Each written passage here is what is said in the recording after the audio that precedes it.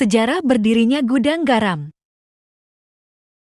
Choi Ing-hui dikenal dengan nama Indonesia Surya Wonowijoyo adalah seorang pengusaha dan pembuat rokok Indonesia yang merupakan pendiri gudang garam. Salah satu produsen rokok terbesar kelima di Indonesia. Ia berimigrasi ke Indonesia pada waktu berumur 3 tahun bersama keluarganya. Di Indonesia, mereka pertama kali menetap di Sampang, Madura. Surya sejak kecil sudah bergelut di bidang industri rokok. Ia dikenal sebagai sosok yang tekun dan pekerja keras dari kecil, selalu bersungguh-sungguh dengan satu bidang yang ditekuni.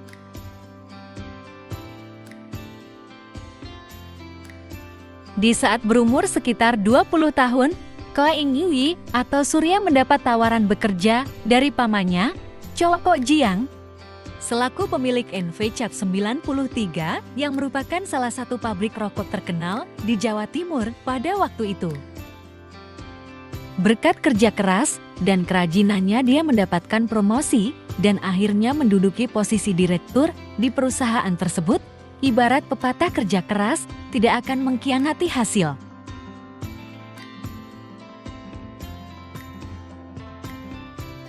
Namun, kemudian muncul persengketaan antara paman dan keponakan tersebut, entah karena perbedaan strategi atau kepemilikan saham. Sehingga Choi Ing-hui memutuskan untuk keluar dari Cap 93 pada tahun 1956.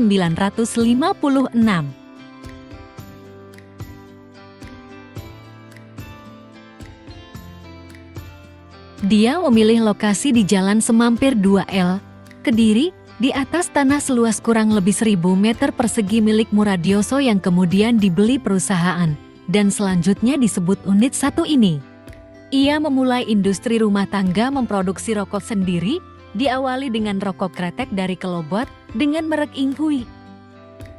Setelah 2 tahun berjalan, Ing-hui mengganti nama perusahaan dan produknya menjadi perusahaan rokok Cap Gudang Garam disingkat Gudang Garam, terhitung sejak 26 Juni tahun 1958.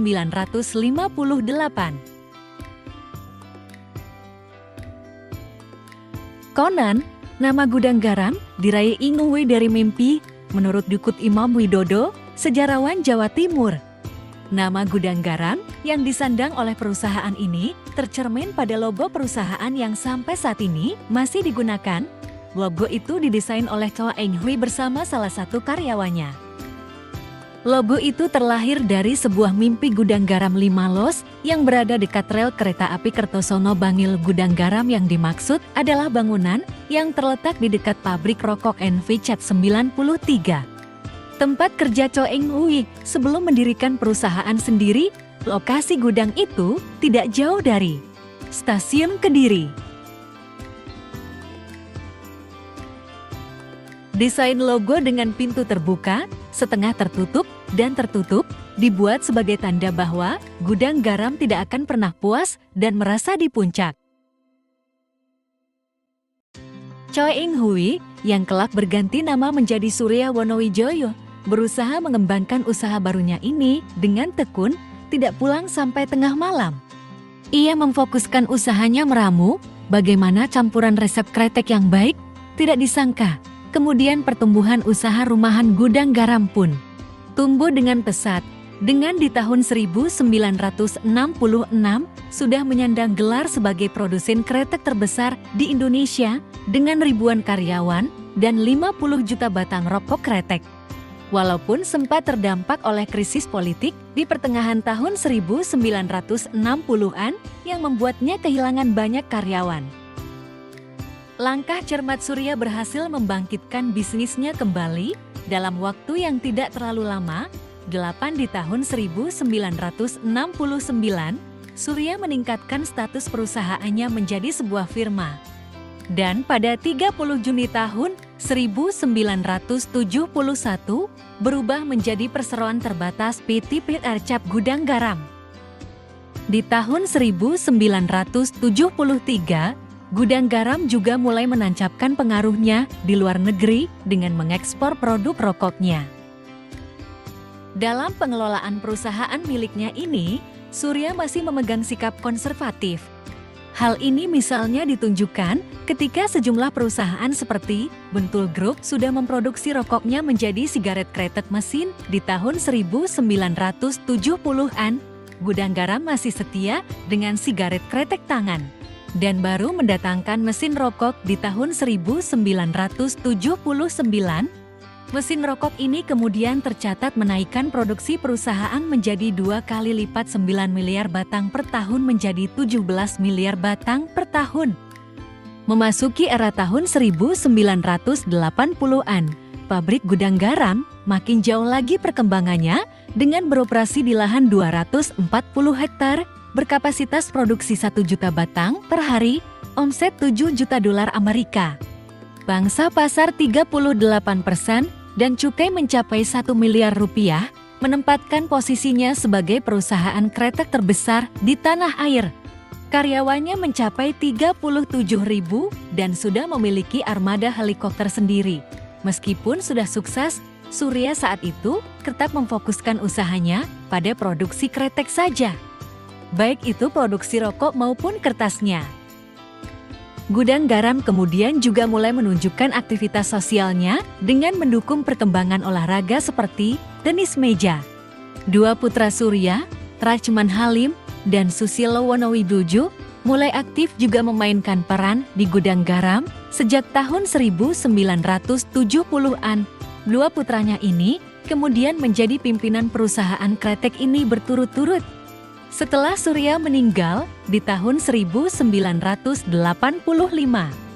Sejak tanggal 27 Agustus tahun 1990, PT PR Cap Gudang Garam resmi menjadi perusahaan publik dengan melepas 57 juta saham di Bursa Efek Jakarta dan 96 juta saham di Bursa Efek Surabaya yang ditawarkan dengan harga Rp10.250 per lembar. Kepemilikan saham saat itu dipegang oleh keluarga almarhum Surya Wonowijoyo, dengan yang utama dipegang oleh istrinya, Tan Siok Chin dan putranya, Rahman Halim. Pada tahun 1996,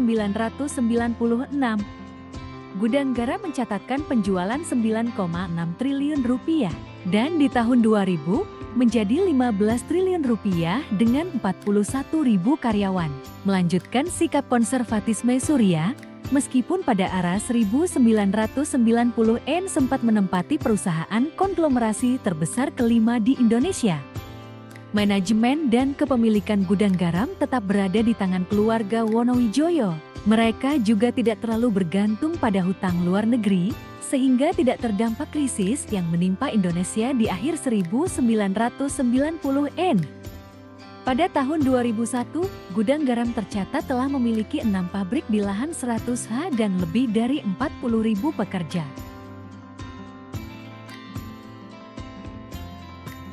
Gudang Garam kini memegang sekitar 21% pangsa pasar rokok nasional dengan pabrik di Kediri, Sumeneb, Karanganyar, dan Gempol 21 untuk distribusi.